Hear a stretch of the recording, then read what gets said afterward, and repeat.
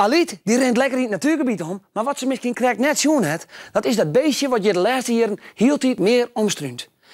En hast u enig idee wat voor beestje dat is?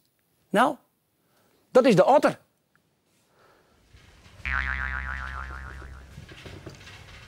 Hé, dat binnen otters. Ja, dat klopt. Dit zijn inderdaad otters.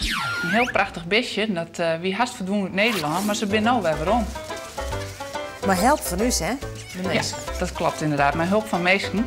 Maar in 1988 is er een otter deerrieten en men vermoedde dat dat de laatste levende otter in Nederland was. Nou, toen, ja, dat was natuurlijk heel erg schande, dus toen hebben ze een plan maken. En in 2002 zijn er otters uitzetten die het natuurgebied te weer hebben. En ja, dat ging heel goed. Dus nu zijn die otters zelfs ik zoen in het natuurgebied de Oude Veen.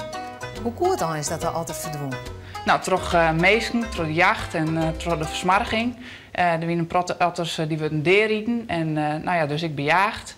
En door de versmarging, want een otter heeft heel skien wetten nodig om in te leven. Dus nou ja, een skien milieu.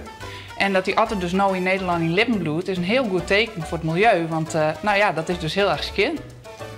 Kunnen we nou altijd zien dat we naar de Oude Veen of naar de Weerhebben gaan? Nou, die kans is heel erg liet, dus dan moest een hele protte gelok hebben.